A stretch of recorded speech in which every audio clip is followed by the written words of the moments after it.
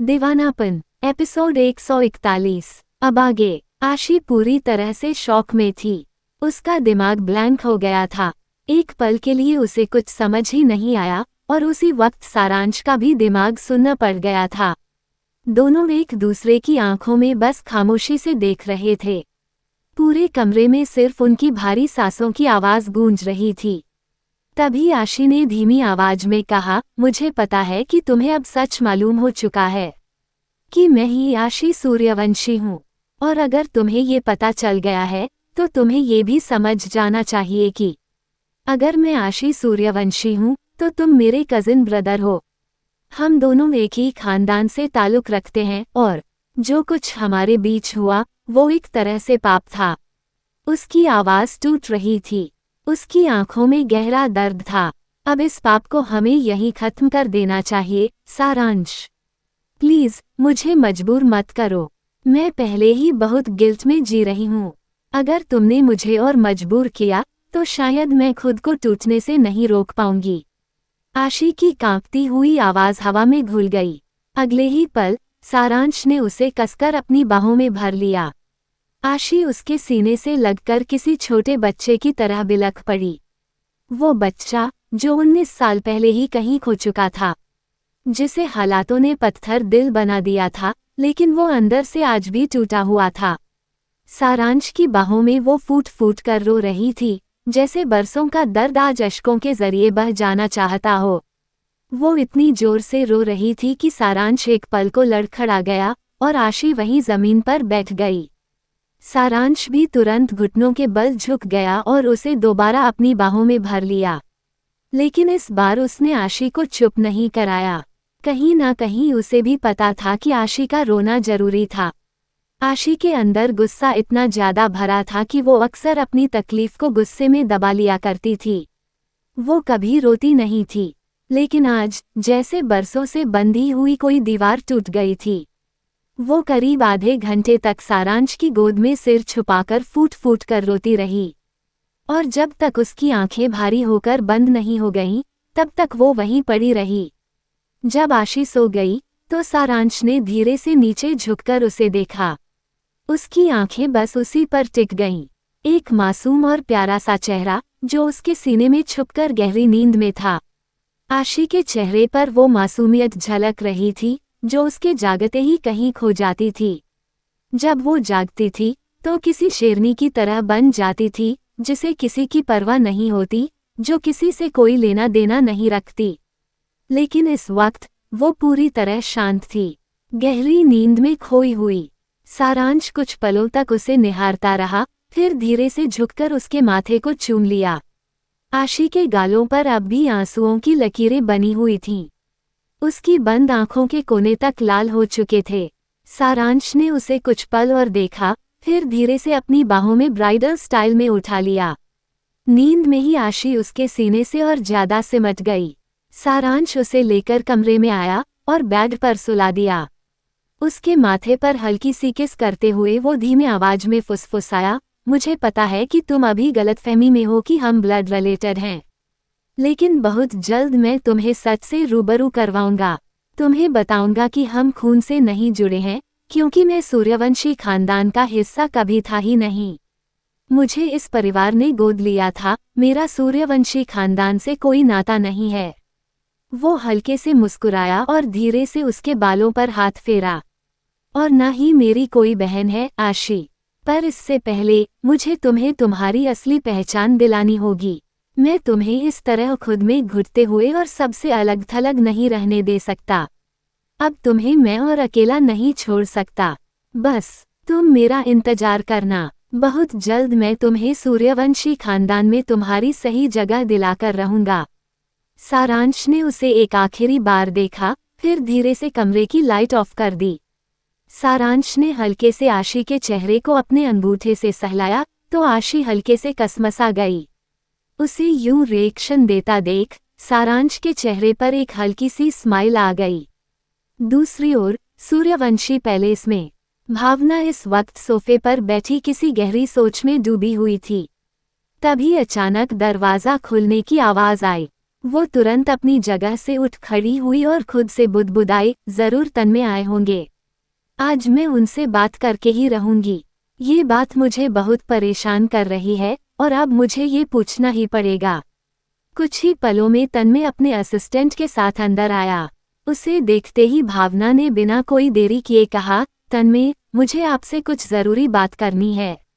लेकिन इससे पहले कि भावना आगे कुछ कहती, तन्मय ने सीरियस आवाज में जवाब दिया, मुझे भी तुमसे कुछ बात करनी है। भावना उसकी सीरियस टोन सुनकर कुछ पल के लिए चौंक गई। उसने उलझन भरे अंदाज में पूछा, क्या बात करनी है आपसे? तन्मय ने उसकी आंखों में देखते हुए कहा, पहले तुम बताओ, तुम मुझसे क्या कहना चाहती हो? भावना ने हल्के से सिर झुकाया और धीमे आवाज में बोली, नहीं, मैं तो बस रमन और जन्नत के बारे में बात करना चाहती थी।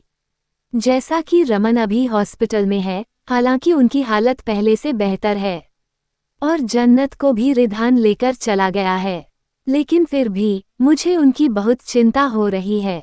वो एक पल के लिए रुकी, फिर गहरी सांस लेते हुए बोली, पता नहीं क्यों, पर मैं जानना चाहती हूँ कि आखिर आप कब जन्नत और रमन को असलियत में अपनाएंगे। मेरा मतलब है, कब आप रमन को परमिशन देंगे कि वो अपनी बेटी को पूरी तरह से स्वीकार कर ले। अब बहुत हो चुका, तन्मय। मैं जन्नत को इस तरह तड़पते हुए नहीं देख सकती, और ऊपर से रमन की तबीयत भी इसी वजह से बिगड़ गई थी। बेचारे बाप बेटी इतने सालों से एक दूसरे से दूर रहे हैं, और अब मैं उन्हें और दूर नहीं देख सकती। भावना की ये बात सुनकर तन्मय कुछ पलों तक खामोश रहा, फिर बेहद सीरियस लहजे में कहा, तुम फिक्र मत करो। रमन और जन्नत के बीच पहले ही सब कुछ ठीक हो चुका है। दोनों ने ही एक दूसरे को स्वीकार कर लिया है, और अब उनके बीच कोई दूरियां नहीं हैं। ये सुनते ही भावना ने हैरानी से अपनी आंखें बड़ी कर ली और उत्सुकता से बोली, क्या सच में? तन्मय ने तुरंत जवाब दिया, हाँ बिल्कुल। ये सुनकर भावना के चेहरे पर राहत की लकीरें उभरीं। वो मुस्कुराते हुए बोली, ये तो बहुत अच्छी बात है। वैसे आप क्या कहने वाले थे? तन्मय कुछ सेकंड तक चुप रहा, जैसे खुद को तैयार कर रहा हो। फिर वो धीरे धीरे भावना के पास आया और सीरियस आवाज में बोला, भावना, 19 साल पहले जब तुम्हारी डिलीवरी हुई थी, तो क्या तुम्हें कुछ याद है? भावना उसकी बात सुनकर थोड़ा हैरान हुई। उसने उलझन भरे अंदाज में कहा, आप ये क्या कह रहे हैं? आपको तो पता है ना कि मुझे कुछ याद नहीं। यहाँ तक कि मुझे ये भी नहीं पता था कि मुझे बेटा हुआ था या बेटी। ये तो आप थे जिन्होंने मुझे सब कुछ बताया था, और फिर आपने ही ये सब कुछ कर दिया था। ये कहते हुए भावना अचानक जन्नत के एक्सीडेंट को सोचने लगी। आज भी उसे इस बात का बुरा लगता था कि तन्मय ने 19 साल पहले उससे ये सच नहीं बताया था कि जन्नत उनकी अपनी बेटी नहीं थी। लेकिन वो इस बात से इनकार भी नहीं कर सकती थी कि जन्नत से उसे हमेशा अपनी बेटी जैसा ही एहसास हुआ था। तभी तन्मय ने एक गहरी सांस ली और कहा, असल में मुझे खुद भी कुछ समझ नहीं आ रहा है। 19 साल पहले जिस डॉक्टर ने तुम्हारी डिलीवरी करवाई थी, वो डॉक्टर भी लापता हो गया है। उसका कोई अता पता नहीं चल रहा, और अब मुझे ये पता चला है कि हमें बेटा नहीं बल्कि बेटी हुई थी। भावना को ये सुनकर झटका लगा। वो तुरंत घबराकर बोली, क्या हमें बेटा नहीं बेटी हुई थी? लेकिन ये कैसे हो सकता है? आपने तो कहा था कि हमें बेटा हुआ था। तन्मय ने गंभीरता से सिर हिलाया और कहा, हाँ मुझे भी यही लगा था, क्योंकि डॉक्टर ने मुझे भी यही बताया था। लेकिन अब मुझे समझ नहीं आ रहा कि ये सब कैसे संभव है। और अभी कुछ देर पहले मेरे पास एक अनजान नंबर से कॉल आया था। वो एक पल के लिए रुका, फिर धीरे से आगे कहा, फिलहाल मेरे पास कुछ ही देर में एक फाइल आने वाली है, जिसमें हमारी उस बेटी के बारे में सारी जानकारी होगी, जो 19 साल पहले हमसे दूर चली गई थी। भावना न डिसबिलीफ से उसकी तरफ देखा। तन्मय के चेहरे पर तनाव साफ झलक रहा था। मैं सच में कुछ समझ नहीं पा रहा हूँ भावना। मेरा दिमाग पूरी तरह से सुन्न हो गया है, तन्मय ने गहरी सांस लेते हुए कहा। ये सब सुनकर भावना धड़ाम से वहीं सोफे पर बैठ गई। उसने अपना सिर पकड़ते हुए धीमी आवाज में कहा, तो इसका मतलब हमें बेटा नहीं बेटी हुई थी। और क्या वो हमारी बेटी आज भी जिंदा है? तन्मय ने धीरे से उसका हाथ पकड़ा और हल्क I smile. के साथ कहा, शायद हाँ, हमारी बेटी आज भी जिंदा है और हम शायद उससे मिल भी सकते हैं। ये सुनकर भावना का चेहरा पीला पड़ गया। एक पल के लिए उसे समझ ही नहीं आया कि वो हंसे या रोए। उसकी 19 साल की बेटी, जो जन्म के समय उससे दूर हो गई थी, आज उसी के बारे में उसे सच पता चल रहा था। ये सोचकर उसे तकलीफ भी हो रही थी, लेकिन इस बात की खुशी भी थी कि वो अपनी बेटी से मिल सकती है। पर कैसे? यही सवाल उसके दिमाग में घूम रहा था। ये सोचते ही उसकी आंखों में आंसू आ गए। उसने रोते हुए कहा, तन्मय, ये सब क्या हो रहा है? मुझे बहुत टेंशन हो रही है। क्या सच में हमारी बेटी जिंदा है? अगर हाँ, तो वो कहाँ है? मुझे उससे मिलना है, तन्मय। प्लीज, मुझे जल्दी से उससे मिलवा दो। तन्मय ने गहरी सांस ली और सीरियस आवाज में कहा, मैंने कहा ना, मैं सब पता लगा रहा हूँ। और जिसने भी ये किया है, उसे मैं छोड़ूंगा नहीं। मुझे यकीन है कि इस सब के पीछे कोई गहरी साजिश है। साजिश। ये शब्द सुनते ही अचानक भावना का चेहरा फिर से सफेद पड़ गया। उसका पूरा शरीर कांपने लगा। वो हकलाते हुए बोली, तन्मय, कहीं ऐसा तो नहीं कि ये सब चिरंजीव भाई ने किया हो? चिरंजीव, ये नाम सुनते ही तन्मय का पूरा दिमाग झंझना उठा। वह शॉक रह गया और बस एकटक भावना को देखता रह गया। इधर दूसरी तरफ सुबह का वक्त था। जन्नत की आंखें धीरे धीरे खुलीं। उसने बेड पर अंगड़ाई लेते हुए उठने की कोशिश की, लेकिन जैसे ही उसने हल्का सा हिला, उसके मुंह से दर्द भरी आह निकल गई। अपने पूरे शरीर में फैले दर्द को महसूस करते हुए उसने दांत पीसकर कहा, रिधान, आई हेट यू। बस इसी वजह से मैं आपसे नफरत करती हूँ कि आप मेरी बॉडी की हालत खराब कर देते हैं। तभी वॉशरूम का दरवाजा खुला और रिधान एक ब्लैक टॉवल में बाहर निकला। रिधान को देखते ही जन्नत के साथ साथ उसकी सांसें भी एक पल के लिए थम गईं। उसकी परफेक्टली शेप्ड बॉडी, उभरे हुए मसल्स और ब्रॉड चेस्ट उसे और ज्यादा अट्रैक्टिव बना रही थी। उसके गीले बालों से टपकती पानी की बूंदें और उसके चेस्ट पर पड़े जन्नत के नाखूनों के निशान साफ साफ दिखाई दे रहे थे। ये देखकर जन्नत का चेहरा और भी ज्यादा लाल हो गया। इस वक्त उसका IV शेप्ड कमर पर कसा हुआ ब्लैक टॉवल ऐसे टिका था जैसे कि वो किसी भी पल नीचे गिर सकता है। जन्नत की तो सांसें ही जैसे रुक गईं। वहीं रिधान उसे इस तरह पल भर के लिए खोए हुए देख तिरछी स्माइल के साथ बोला, Are you enjoying the view, wifey? ये सुनकर जन्नत के मुंह से बिना सोचे समझे निकला, ये। लेकिन जैसे ही उसे एहसास हुआ कि वो क्या बोल रही है, उसने तुरंत अपनी नजरें घुमा लीं। मगर रिधान के चेहरे पर उसकी बेबस हालत देखकर तिरछी स्माइल पहले से भी ज्यादा गहरी हो गई थी। लेकिन तभी जन्नत को अपनी गलती का एहसास हुआ और उसने झट से अपने मुंह पर हाथ रख लिया। रिधान हल्की स्माइल के साथ उसे देखते हुए बोला, तुम सिर्फ देख ही नहीं सकती, बल्कि छू भी सकती हो। यू नो ना, आई एम ऑल योर्स। तुम मुझे टच करके फील भी कर सकती हो। Wanna feel me, wifey? ये सुनते ही जन्नत का चेहरा पूरी तरह लाल हो गया। उसने जल्दी से नजरें चुराईं और बोली, नहीं, बिल्कुल भी नहीं, मुझे आपको टच करने की कोई जरूरत नहीं है। रिधान ने एक तिरछी स्माइल के साथ उसकी ओर कदम बढ़ाते हुए कहा, क्यों? तुम मुझे टच क्यों नहीं करना चाहती? आखिर मैं तुम्हें फील गुड करवाता हूँ, तो तुम्हारा भी हक बनता है ना कि तुम भी मुझे फील गुड करवाओ। जन्नत का दिल तेजी से धड़कने लगा। तो फिर तुम ऐसे डर क्यों रही हो? जन्नत ने खुद को संभालते हुए गहरी सांस ली और बोली, रिधान, हम यहाँ पर एंजॉय करने आए हैं ना, तो फिर आप मेरे साथ ऐसा क्यों कर रहे हैं? मुझे थोड़ी सी प्राइवेसी चाहिए। सच में, मैं बहुत ज्यादा थक गई हूँ। मुझे अब ये सब नहीं करना, मुझे बस रिलैक्स करना है। रिधान ने उसकी आंखों में गहराई से देखा। जन्नत की आंखों में जैसे एक रिक्वेस्ट थी, जिसे रिधान साफ साफ पढ़ सकता था। कुछ सेकंड तक वो बस उसे देखता रहा, फिर उसके गालों को हल्के से सहलाते हुए बोला, Oh my wifey, don't look at me like that, otherwise. तुम्हें छोड़ने के बजाय मैं फिर से तुम्हारे साथ शुरू हो जाऊंगा। ये सुनते ही जन्नत का मुंह बन गया।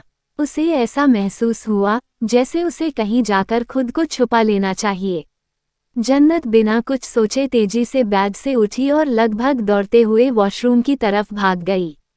रिधान ने उसे इस तरह जल्दी में जाते देखा तो तिरछी स्माइल के साथ बोला, Not bad. तुम्हारे अंदर तो वाइल्ड रात बिताने के बाद भी काफी एनर्जी बची है कि तुम भाग सकती हो, लेकिन रात को मैं पूरी कोशिश करूंगा कि तुम कल सुबह चलने लायक ही ना बचो। ये कहते हुए उसके चेहरे पर एक शैतानी नजरों थी और वो क्लोजेट की तरफ बढ़ गया।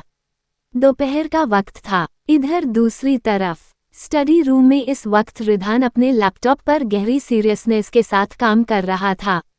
उसके चेहरे पर हल्की सी भी शिकन नहीं थी, बस पूरी गहरे एक्सप्रेशन के साथ स्क्रीन पर नजरें गड़ाए बैठा था। तभी उसका फोन बज उठा। उसने बिना देखे कॉल रिसीव किया और ठंडी आवाज में बोला, What happened? क्या न्यूज़ है? उधर से किसी की गहरी भारी आवाज आई। वक्त आ गया है कि अब उसे सामने लाया जाए। सूर्यवंशी खानदान को अब उसकी जरूरत है। ये सुनकर रिधान कुछ सेकंड के लिए खामोश रहा। फिर वो चेयर पर लीन हुआ, हल्की तिरछा I smile. के साथ बोला, Okay, as you wish, I think. Preparation शुरू कर देनी चाहिए। ये कहते हुए I smile. और भी गहरी हो गई और उसकी आंखों में रहस्यमयी एक्सप्रेशन उभर आए। जन्नत झील के किनारे बैठी बटरफ्लाइज और फ्लावर्स की फोटो खींच रही थी। उसके चेहरे पर खिलखिलाहट थी, जैसे वो लंबे वक्त बाद खुलकर हंसी हो। पर तभी उसका फोन बज उठा। उसने फोन देखा और मुस्कुराते हुए कॉल पिक की। What happened? अनु, काफी वक्त बाद तुम्हें मेरी याद आई। फाइनली तुम्हें अपनी दोस्त की याद आ ही गई। पर उधर से अनु ने जो कहा उसे सुनकर जन्नत की आंखें बड़ी हो गईं। वो तुरंत सदमे में बोल पड़ी, What? ऐसे कैसे हो सकता है? पर तुमने तो मुझे इसके बारे में कुछ बताया ही नहीं था। अनु की घबराई हुई आवाज आई, मुझे खुद भी नहीं पता कि ये सब कैसे हो गया। But I need your help right now. ये सुनकर जन्नत बिना एक सेकंड गवाए बोली, हाँ बिल्कुल, मैं तुम्हारी मदद जरूर करूंगी। इसके बाद उसने कॉल कट किया और सोच में पड़ गई। मुझे क्या करना चाहिए? मुझे बहुत टेंशन हो रही है। पर अगर मैंने ऐसा किया तो कहीं रिधान मुझसे नाराज न हो जाए। पर अगले ही पल उसकी आंखों में एक्सप्रेशन बदल गए। लेकिन मेरी दोस्त ने मेरे लिए बहुत कुछ किया है, इसलिए अभी मुझे रिधान की नाराजगी की कोई परवाह नहीं है। ये सब कहते हुए उसने किसी को कॉल डायल कर दिया। एक ही रिंग में कॉल पिक हो गया। जन्नत थोड़ा हैरान होकर हल्के से बोली, हाँ हेलो। एपिसोड 142। अब आगे। जन्नत कमरे में आई। कमरे में आते ही उसके कदम रुक गए। उसने चारों तरफ देखा, वहां पर अंधेरा था लेकिन उसे सिगरेट की स्मेल आ रही थी।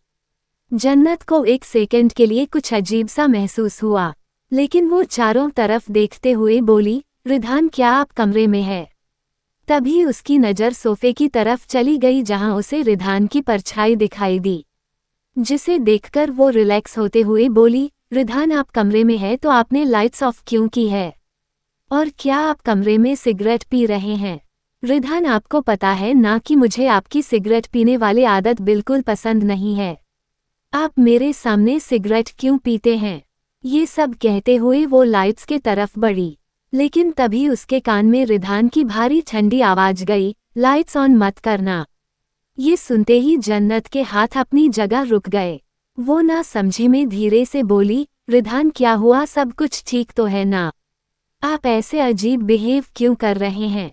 तभी वापस से उसके कान में रिधान की आवाज गई, Come here, wifey. ये सुनकर जन्नत ने हिचकिचाते हुए कहा, रिधान डिनर का वक्त हो गया है।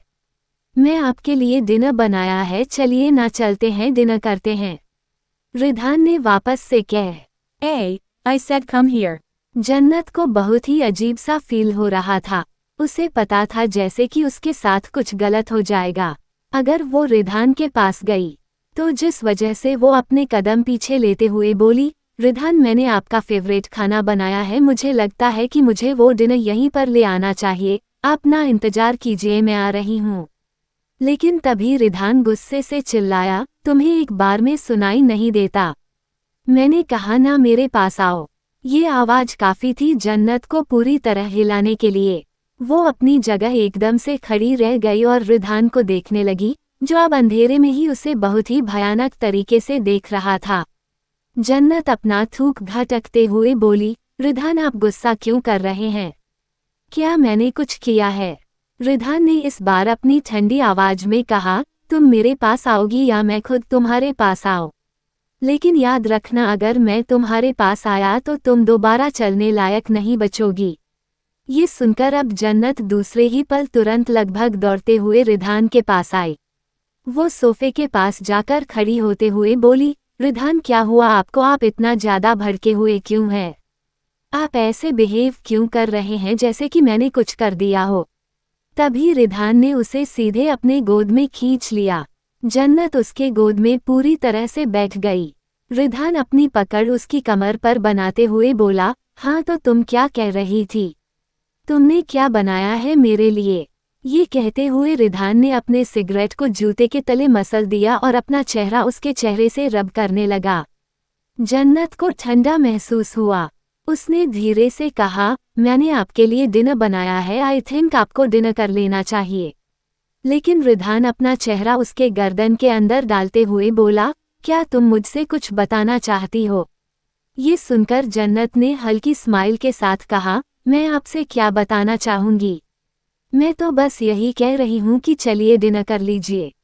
रिधान उसको ध्यान से देखते हुए बोल, Are you sure? तुम मुझसे कुछ नहीं बताना चाहती? जन्नत ने अपना सर हाँ ने हिलाते हुए कहा, हाँ रिधान बिल्कुल, मैं आपसे क्या बताना चाहूंगी।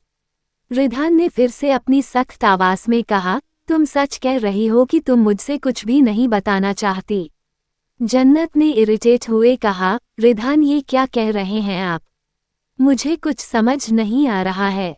देखिए मुझे बहुत भूख लगी है, अगर आप नहीं चल रहे तो मैं अकेले खा लूंगी। ये कहकर वो अपनी जगह से उठी, पर तभी रिधान ने उसे कमर से पकड़कर अपने करीब खींचा और उसकी आंखों में आंखें डालते हुए बोला, एक बात कान खोलकर सुन लो। मुझे धोखे से और धोखेबाज लोगों से सब नफरत है, इसलिए मैं तुम्हें अच्छे से समझा रहा हूँ। अगर तुमने मुझे धोखा दिया या मेरे खिलाफ या मेरे पीठ पीछे कुछ भी किया तो मुझसे बुरा तुम्हारे लिए कोई नहीं होगा। जिस तरह मैं तुम्हें दुनिया की सारी खुशियाँ देना चाहता हूँ, बिल्कुल उसी तरह मैं तुमसे दुनिया की सारी खुशी छीन लूंगा। तुम्हें कहीं का नहीं छोड़ूंगा, तुम्हें बर्बाद कर दूंगा। और रिधान सूर्यवंशी अपनी वाइफ को बर्बाद करने की औकात रखता है। ये सब सुनकर पता नहीं क्यों जन्नत को ऐसा लगा जैसे कि वाकई वो कुछ गलत कर रही हो। उसे एक डर सा महसूस हुआ और वो अपना थूक गटकते हुए बोली, रिधान वो एक्चुअली आप गलत समझ रहे हैं। रिधान उसके माथे पर किस करके बोला, वाइफी, ये बहुत अच्छी बात है कि तुम मुझसे कुछ नहीं छुपा रही हो। अब चलो हम डिनर करते हैं। ये कहकर उसने उसके हाथ को पकड़ा और उस पर किस करते हुए उसे कमरे से बाहर लेकर चला गया। लेकिन इधर जन्नत ने मन ही मन कह, oh no, रिधान ऐसे पागलपन और सनकियों की तरह बिहेव क्यों कर रहे हैं? मुझे सच में बहुत डर लग रहा है।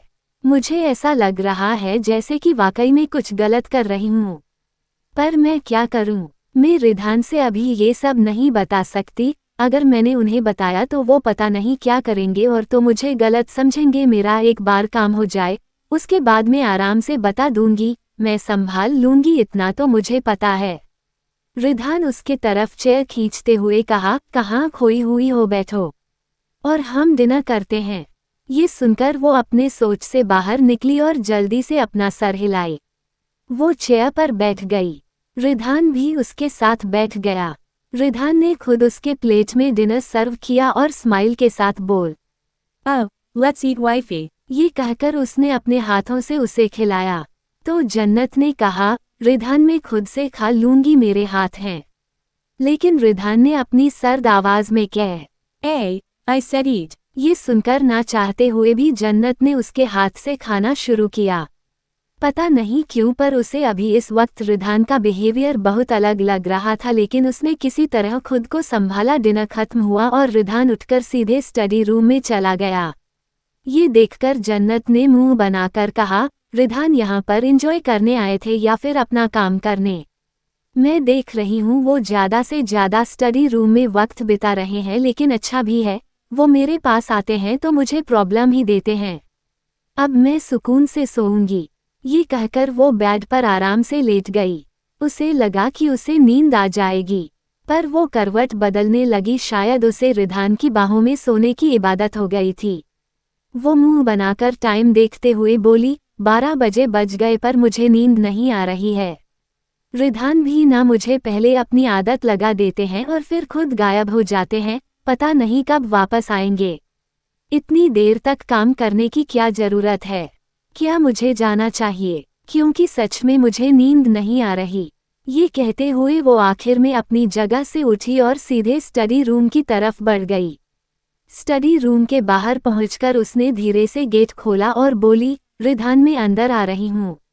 ये कहते हुए वो बिना रिधान के परमिशन से ही अंदर पहुंची और सामने देखने लगी तो उसे लैपटॉप की रोशनी दिखाई दी, बाकी चारों तरफ अंधेरा था। ये देखकर उसने धीरे से कहा, रिधान अभी आप और कितना काम करेंगे? मैं आपका इंतजार कर रही थी। रिधान उसे अपनी भौहें उठाकर देखते हुए बोला, तुम अभी तक सोई नहीं? जन्नत ने अपनी उंगलियों को एक दूसरे से उलझाते हुए कहा, एक्चुअली रिधान मुझे नींद नहीं आ रही। रिधान तिरछा मुस्कुराकर बोला, लेकिन क्यों? तुमने तो कहा था कि तुम्हें यहाँ पर प्राइवेसी चाहिए। तुम यहाँ एंजॉय करने आई हो, ना कि वो सब कुछ करने, तो फिर अब तुम्हें नींद क्यों नहीं आ रही है? ये सुनकर जन्नत ने मुंह बनाकर कहा, ऑफ कोर्स मुझे वो सब कुछ नहीं करना, लेकिन आपको पता होना चाहिए कि मुझे अब आपके बगैर नींद नहीं आती, इसलिए मैं इस तरह आ गई। रिधान उसे खामोशी से देखने लगा। जन्नत भी रिधान को देखने लगी। रिधान को कुछ भी रिएक्ट ना करते देख जन्नत का मुंह बन गया। वो गुस्से से उसके तरफ आई और सीधे उसके गोद में जाकर बैठ गई। रिधान के चेहरे की स्माइल गहरी हो गई। उसने उसे कमर से पकड़ा और उसे सूंघते हुए बोला, हाँ मम। You smell so fresh, can I taste you, wifey? जन्नत ने शर्माते हुए कहा, रिधान मैं यहाँ पर सोने के लिए आई थी, ना कि आपके टेस्ट के लिए, इसलिए प्लीज मुझे सोने दीजिए। ये कहकर उसने रिधान को शोल्डर से पकड़ लिया और अपना सर उसके सीने में रख दिया। रिधान उसे कुछ पल तक देखता रहा और फिर उसके सर पर हाथ फेरते हुए बोल, Okay, now you sleep. ये सुनकर जन्नत ने तिरछी नजरों से रिधान को घूरते हुए मन में कहा, रिधान को पक्का कुछ ना कुछ तो है, क्योंकि इन्होंने मेरे साथ कोई जबरदस्ती नहीं की, जबकि मैं जब सोने की बात करती हूँ तो ये जबरदस्ती मुझे किस करने लगते हैं और मुझे ऐसे सोने नहीं देते, और आज तो मैं खुद चलकर उनके पास आई हूँ, फिर ये मेरे साथ कुछ कर क्यों नहीं रहे हैं? जन्नत को एहसास भी नहीं था कि वो रिधान के टच के लिए कितनी ज्यादा बेकरार हो रही थी। वो बेशर्मों की तरह चाहती थी कि रिधान उसके साथ कुछ करे, उसके साथ वो जबरदस्ती ही करे, लेकिन कुछ तो करें। पर रिधान की नज़र वापस से लैपटॉप में चली गई और वो उसके सर पर हाथ फेरते हुए लैपटॉप में काम करने लगा। तभी जन्नत आगे बढ़ी और रिधान के गाल पर किस कर ली। रिधान के हाथ एकदम से रुक गए और वो अपनी तिरछी नज़रों से उसे घूरते हुए बोला, ये क्या कर रही हो तुम? जन्नत हल्के से मुस्कुराए और रिधान के दूसरे गाल पर किस कर ली। रिधान उसे वापस से घूरने लगा और फिर से बिना कुछ किए काम करने लगा। ये देखकर जन्नत का मुंह बन गया और वो अब आगे बढ़कर रिधान के गर्दन पर किस कली। फिर भी रिधान ने कुछ रिएक्शन नहीं दिया। ये देखकर जन्नत गहरी सांस ली और उसमें रिधान के गर्दन पर बाइट कर लिया, लेकिन जन्नत की रिएक्शन से भी रिधान ने कुछ भी नहीं कहा। जन्नत ने चिढ़कर कहा, रिधान आपको फर्क क्यों नहीं पड़ रहा? ये कहकर वो वापस से रिधान के गर्दन पर बाइट करते रही। पर तभी आखिर में रिधान ने गहरी सांस लेते हुए कहा, तुम्हें नहीं पता, पर तुम्हारी ये क्यूट मिस्टेक वाइल्ड नाइट में बदल सकती है। रिधान की ये बात सुनते ही जन्नत, जो उसके गर्दन पर बाइट कर ही रही थी, वो एकदम से रुक गई। उसने तुरंत रिधान को देखा तो रिधान की आंखों में दिजाया आ गया था। जन्नत ने दूसरे ही पल कहा, रिधान मैं तो बस आपको परेशान करना चाह रही थी। लेकिन रिधान उसे कमर से कसकर पकड़कर बोला, कंग्रेचुलेशन, तुमने मुझे परेशान तो नहीं किया, पर मुझ horny. जरूर कर दिया है। इसी के साथ रिधान ने अपने लैपटॉप को साइड किया और झटके से जन्नत को टेबल पर बिठा दिया। जन्नत के दोनों पैर चेयर पर अपने आप स्टेबल हो गए। रिधान उसके बिल्कुल मिडिल में आते हुए उसके आंखों में आंखें डालकर बोल, Now ready for punishment. क्योंकि तुमने अभी कुछ देर पहले जिस तरह मुझे बाइट किया है, अब मैं उससे भी ज्यादा तुम bite. करूंगा। ये सुनकर जन्नत का चेहरा बिल्कुल लाल हो गया। वो अपनी पलकें झुकाते हुए बोली, रिधान क्या मैं इस पनिशमेंट से बच सकती हूँ? क्या मुझे थोड़ा कंसेशन मिल सकता है? रिधान तिरछा मुस्कुराकर बोल, No wifey. पनिशमेंट में कोई कंसेशन नहीं होता। No tolerated. इसी के साथ उसने उसे सीधे टेबल पर गिरा दिया और उसके ऊपर आ गया। जन्नत की पकड़ टेबल पर काश गई और रिधान उसे पैशनेटली चूमने लगा। उन दोनों के सांसों की भारी आवाज पूरे स्टडी रूम में गूंज उठी। जन्नत के पैर और हाथ दोनों ही कांप रहे थे क्योंकि वो किस काफी ज्यादा डीप और पैशनेट थी। रिधान उसे किस करते हुए उसके गर्दन पर आया और एक बार फिर से उसके गर्दन पर बाइट मार्क्स देने लगा। तभी जन्नत ने धीरे से कहा, रिधान कल हमें घूमने भी चलना है, इसलिए प्लीज ज्याद bite. मत कीजिएगा और मुझे कल At least. चलने लायक तो छोड़ ही दीजिएगा। रिधान अपनी गहरी सांस छोड़ते हुए बोला, मुझ पर ट्रस्ट मत करना क्योंकि मुझे नहीं लगता कि मैं आज जेंटल रहने वाला हूँ। ये सुनकर जन्नत की सांस ही अटक गई और वो अभी कुछ रिएक्ट कर पाती उससे पहले रिधान ने bite. कर लिया। जन्नत के मुंह से एक तेज आवाज निकल गई और इसी के साथ रिधान उसके साथ वही स्टडी रूम में ही पूरी तरह डूब गया और जन्नत की सिसकियां की आवाज वहां पर गूंजने लगी। इधर दूसरी तरफ रात के करीब 2 बज रहे थे जब अचानक से आशी की नींद टूट गई। वो बेड पर उठकर बैठ गई। उसके चेहरे पर पसीने थे, लाइट्स बंद थी। उसने तुरंत आसपास देखते हुए कहा, मेरे रूम की लाइट किसने बंद की? मैं लाइट्स बंद करके नहीं सोती। ये कहकर वो लाइट्स ऑन करने ही वाली थी कि तभी किसी ने उसे अपनी बाहों में भरते हुए कहा, डोंट वरी, मैं तुम्हारे साथ हूँ। तुम्हें डरने की जरूरत नहीं है। उस टच को महसूस करते ही आशी की आंखें बड़ी हो गई। उसने अंधेरे में अपने करीब देखा तो सारांश उसे अपनी बाहों में लेकर लेटा हुआ था। सारांश को इस वक्त अपने बेड पर ऐसे अपने करीब देखकर आशी दूसरे पल गुस्से से बोली, सारांश तुम यहाँ क्या कर रहे हो? और तुम अभी तक अपने घर क्यों नहीं गए? तुम्हें समझ क्यों नहीं आता? तुम्हें एहसास भी हम कितना गलत कर रहे हैं? तभी सारांश उसके होठों पर अपनी उंगली रखते हुए बोला, नहीं हम कुछ भी गलत नहीं कर रहे हैं, इसलिए शांत रहो और सो जाओ। ये कहकर वो वापस से उसके बालों को सहलाने लगा। लेकिन तभी आशी गुस्से से चिल्लाई, सारांश तुम्हें समझ क्यों नहीं आ रहा है? तुम्हें एहसास भी है तुम्हारी कजन सिस्टर? लेकिन इसके आगे वो अभी कुछ कह पाती उससे पहले ही सारांश में उसके होठों को अपने होठों में लेते हुए उसकी आवाज को वही रोक दिया। आशी की आंखें बिल्कुल बड़ी हो गई और सारांश उसे बेहद गहराई से और पैशनेटली चूमने लगा। आगे की स्टोरी अगले एपिसोड में।